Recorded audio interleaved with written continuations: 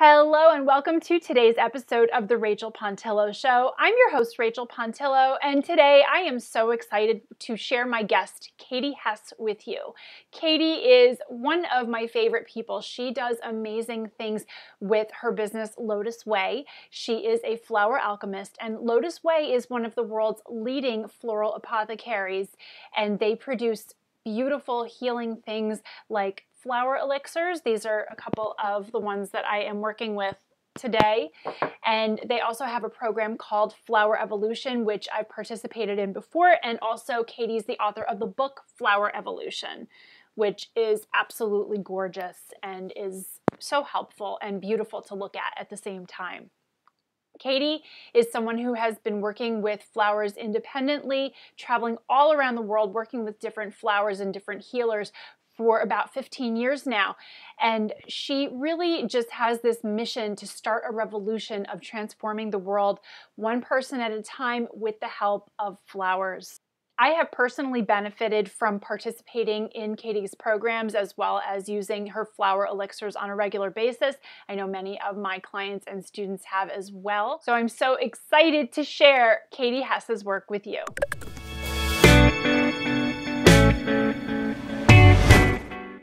Hi, Katie. Thank you so much for joining us today. Absolutely. It's such a pleasure. Always a pleasure. So we're going to talk about flower elixirs and flower essences today. And whenever I have guests on that have something really specific that they do, I always like to get kind of the backstory of how you got into this. What brought you into working with flowers? Yeah, so after I graduated from college, I just dove into studying as many forms of natural remedies that I could find. So everything from herbs to aromatherapy, all sorts of different holistic healing practices. And I actually ran into a teacher who had come from Madrid, Spain, an expert in flower essences for many decades. And I just sort of fell in love with the whole concept, the idea. It seemed like it was like limitless what you could do with it. And he sort of presented it in this unique way of, you know, if we could get 3% of the world's population to be using these flower elixirs regularly, that it would create enough momentum and sort of tipping point that it would like really radically and positively change the course of the future of the planet. So that was kind of exciting for me. I thought I can do that. This is something I could get behind. I love it because other, herbs and stones and other natural methods are really effective as well, but they're not as beautiful all the time as flowers. I mean, there's just something about flowers that just draws you in. You see a flower, it even just looking at it makes you happy. It lifts your mood. It may trigger certain memories or feelings. So I feel like it really is a logical kind of entryway into other aspects of holistic and alternative health and wellness and all of that. So yeah, it's hard to say no to flowers. And when you look at them, it's like, a reflection of how we are, really. Like when you see that beauty, it's like that beauty is inside each one of us. And when you see like, how the flowers are just like, I'm here. Like they're not worried about like how much space they're taking up or like if they look funny today or right. They're just like fully themselves. And so I think there's something about that sort of purity that is like appealing to us, right? And flowers are so often like a mirror, and they're like reflecting to us what is it that we're feeling or what we're evolving through in our lives, which I think is such a fascinating idea. I think it really is, and I think it's so needed, and not just on an individual basis, but collectively. If we can get gentle guidance from something beautiful to help us move through things that might have been holding us back as individuals and also as humans, I mean, what a gift, right? It's yeah, and you see it like historically, right? Like when you think about like where do flowers enter in the picture in our lives, it's always when like, when we have a baby or when we're sick or we get married or we fall in love or a loved one dies. Like they're always somehow the flowers always seem to be there when we're in these like really pivotal moments of transition or transformation in our lives. And so I think the concept of using that every day now to sort of spark that transformation on an everyday basis has become more and more appealing to people. Absolutely. I fully agree. Now, what's unique about your flower elixirs is that they're very different. They are made from flowers that are not the traditional Bach remedies, and there's a lot of flowers that I've never even heard of. And when I get them in the mail, or if I look at it, if I see it in the book, I'm like, whoa, I would have never even known about that flower. So how did you come to get to work with these different types of flowers outside of the Bach kind of pantheon of flower essences? Yeah, so that's a great question. I worked with my teacher's flower essences for the first 7 years of my career, and I felt like, there were so many reasons to do that, not only just to really deeply get to know them, as well as a way to help me hone my intuition. And after those 7 years, I thought, I really should start collecting my own. And so that started a whole new process. And the first collection trip was in British Columbia in Canada. And it started out with me really deeply, making this intention that may I find right now what people most need today. Because I had this sense of things are changing, different, things are arising in our culture or within us as individuals. And so maybe what we need could change over time. And so that just sort of planted the seed for this process then over the next, 12 years or so, going out into the wild, looking for special places around the world that are really pristine, and having that really clear intention that we're collecting exactly what it is that people need right now or a couple of years into the future. And so that's taken us on the next part of our journey, which is to keep looking for those really special flowers and bringing them to the world. And I think it's so wonderful that you do it virtually, but also you have your in-person events, and you're offering those opportunities in different ways that people can most easily access, so that they can find a way to experience it, which I think is just wonderful. Yeah, and going to some of these places, it's I have this sense of Iceland. It's like you're in a movie, and there's no human beings anywhere. You could look around you and maybe there's a couple sheep, it's That's just amazing. I can't even imagine it. And then when you like the steam vents, and when you hear the boiling, the hot springs, and it's just it's literally you feel the center of the earth, and it's so alive. And so that desire to either bring people there and retreats, or if you can't make it there or it's not in your time schedule for this year, to bring something of the essence of that place back to people. And the wisdom from that place that has not been disturbed and has not been poorly tended by humans. I think there's so much, you mentioned purity, so much of that purity and really innocence of nature that the flowers teach us. And again, what a gift. It's something that I love, because it can possibly do no harm. It can only help. It can only bring joy and beauty. And for people who are struggling, whether it's with a skin condition or something else going on in their lives, it is something that I feel really rounds out everything else that they're doing, and just provides so much support. Right. Yeah, I mean, you think about how much effort and energy we now put in today versus even 10 years ago with what we're eating and what are the right foods, and should I have wheat or should I have dairy, or should, all of those decision points, because what we put in our bodies is so important. And I think as we get more and more subtle with it, it's flower elixirs are energetic vitamins in a sense. I think, when I first started in this career, it was sort of a luxury or a really special thing that you could do for yourself. But now I really believe, with the amount of Wi-Fi and cell phone and computer and, all of these waves that are going through there that we can't see, that are definitely having an effect on our bodies and our minds, I personally believe we've already reached the point of, this is pretty much a necessity. Everybody should be taking these kinds of remedies as sort of vitamins, for happiness and joy and clarity and being in a more sense of our own true balance. And when we're balanced mentally and emotionally, we are naturally happy and joyful and loving. It's such a good point, because that's the cost of all of this connection and convenience and instant accessibility that technology has brought us. There are consequences, and we can't necessarily see them. And I know for me personally, the more I have to be at the computer, the more my heart wants to be outside. Mm-hmm. And I've had to schedule that in. I've had to bring the outside in with more plants inside my house, with more stones in every room of my house. I carry them with me. I sleep with them under my pillow, because it's always something that I liked before. I've always been into flowers, always been into herbs, always been into stones, but I've never felt a longing for them the way I do now that I'm in such a digital world with my work.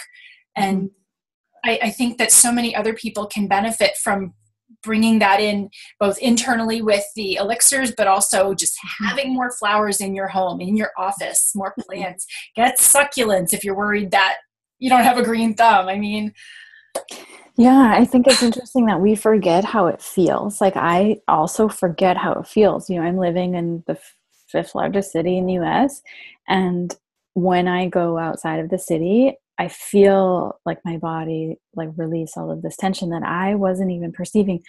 And there's like a level of tension in my belly that goes away. And it's like, wow, where did that come from? And why didn't I notice it? And how has this become my new norm? And the feeling of being off the grid.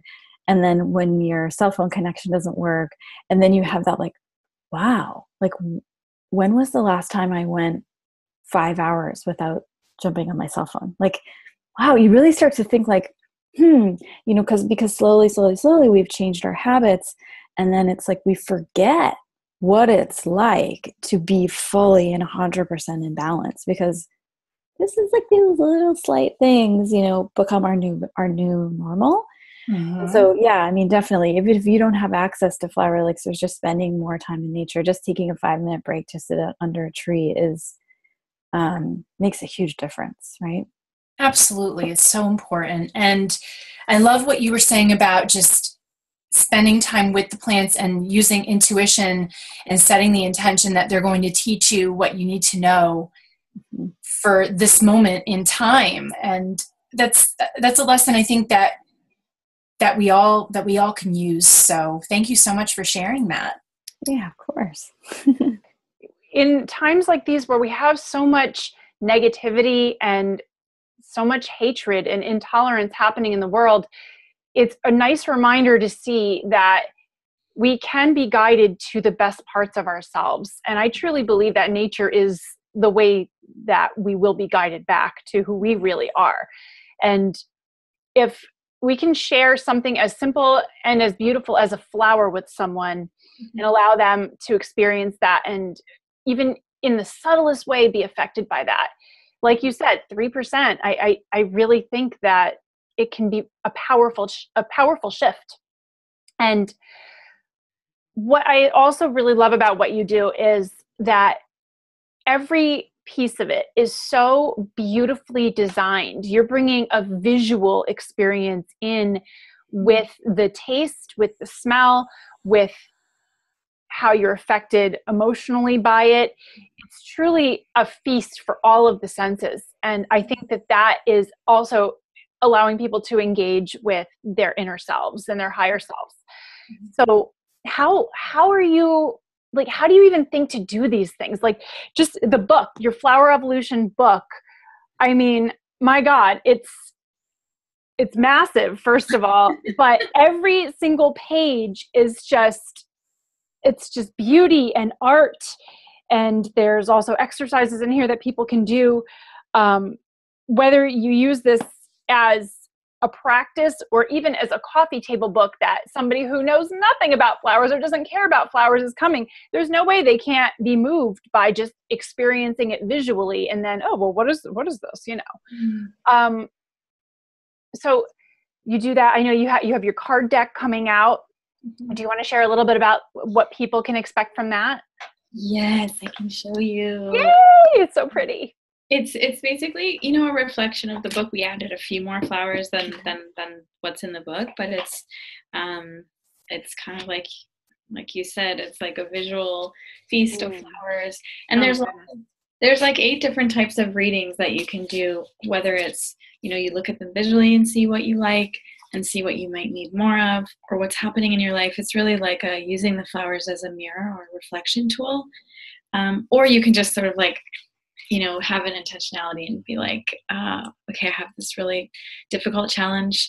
Let me pick 3 cards and then, see what comes out in terms of a message and a story. It's nice to have something like tactile to touch and to share, because I find cards like a really nice ritual or practice to be able to do with friends or loved ones or your kids. You can learn more about each other and what's going on. Whereas like if you compare this with the book goes a little bit deeper. There are some questions and, you can really like dive deep. So it's basically just like how much time you have. And I love that you are so, I love the metaphor that you use as a feast, because I think it just is like a representation of Mother Nature herself, in that we live in a world that is just so abundant, right? I mean, I think sometimes we get caught up in these old messages of lack and scarcity and not enough, and will I get what I want or need, or, that will I lose it once I have it, and all of these types of, habits that we have. But when we just like look around us at the incredible abundance in Mother Nature, or that, if you have a fruit tree in your backyard, that it produces way more fruit than your family could possibly eat, right? And you need to share it with all of your friends and neighbors. And so, I mean, I think the book and everything that we do is really meant to sort of like mirror that there's so much magic and so much abundance, and like more than enough for everyone, like, and that like anything we would ever want or need help with is there, basically. I love that message. I think that's such, again, a powerful reminder, especially in trying times. So are you going to continue doing the live events? Yes. And I mean, we're always changing everything. So every time we do it, it's going to be different. When we saw you in Philly in the spring, what we created for the Midwest and the West Coast was there were some elements that were similar, but there were some things that were very different. And whatever we do in 2018 is also going to be very different. We have lots of cool ideas coming up. And then that will also like springboard off into some retreats, both in the US and outside the country. That's so exciting. I can't wait to see what you come up with next. And I hope you'll be back in Philly or somewhere nearby so I can come and participate again, because that event happened very shortly after a little bit of a stressful trip for me. I literally like landed and then went to the event. And it was exactly what I needed. And I remember sharing about it with some of my colleagues, like, oh my God, I went to this event. They saw what I was posting on Instagram and they're like, how was it? I'm like, it was exactly what I needed. It was the perfect way to unwind from a trip and kind of transition back into reality. So I really look forward to participating again in person. I'm definitely going to get that card deck, because my viewers know I am a card deck junkie. I cannot get enough card decks. So if you wave cards in front of me, I'm sold. I don't even have to know what's in them. Card deck, okay. So for Flowerevolution, let's talk about this for those who are not familiar. I alluded to it a little bit because we get flower essences, and you send some other beautiful goodies along as well. And it's a 6-month program. Am I correct? And it's ongoing. Yeah. And you can really, I mean, it's 6 months just because that's sort of like how it's been the easiest for us to put it together, but you can really come in and out as you wish. And we've had some people with us for a couple of years, and then they need a little break, and then they come back after a month or two after they've caught up. So it's designed to be really flexible. The most, I think when people get the most out of it is when they commit to it for 6 months, because you really get a chance to see like, what is it that happens when you are using flower elixirs regularly? And then there's just something special about the Flowerevolution elixirs, and I don't even understand how it works myself. I know we choose like 6 months at a time, so we'll have a lineup. We know that these flowers are coming. So, for example, we just started a new cycle, and we've got flowers from Sedona, Arizona, a lot of flowers coming in our trip to Iceland, which we're really excited about. And so we'll have this beautiful lineup, but there's something about like when you get to that particular month and you sort of feel out what's happening in your life, and, you know, whether it's astrologically or a collective consciousness or whatever it is, like it always just seems to be that month, that particular flower is like, oh my God, it's like so on point. How did we do this? You know? And even I'm sort of baffled at how it works, because you put something together for the future, and then when the future arrives and becomes present, it's like it becomes so much more valuable and current, because you see how it all connects where you didn't see how it connects before. And so I think that's one of the what I think that people get the most jazzed about, is just that it's like the perfect flower for exactly what we need in the moment for what's happening. I agree. Again, we go back to, you really can't choose the wrong flower. You can do no harm. You're not going to pick the wrong one. And I love the ones that you always have on the website. I always have those in my apothecary as well. And then I've been really enjoying the monthly ones because it's a surprise. I don't know what I'm going to get, but it's amazing. My daughter, we just looked, we read them, and it's like, I need this right now. I remember when we got the, I have this one, the wild delphinium one. Yeah. And energetic reinforcement, tolerance, being seen. I mean, come on, how prophetic, right? It's just amazing that even when making the plans, nature still teaches us what we need to know when we need to know it. Exactly. I love it. So, okay, how do people get started with flower essences? What do you recommend? Yeah, so if it's your first time taking flower essences, I would probably recommend, I mean, there are a lot of different companies out there, and I would try any and all of them. If you're working with the Lotuswei flower elixirs, I would probably start with the combination formulas, just because in each bottle there's 5 different flowers and a gemstone, and they're all sort of like tackling one issue from a lot of different angles. Whereas I find with the single elixirs, like what you just showed, where it's just one flower, it tends to go, it feels like it goes deeper, but it's also just a little bit more subtle.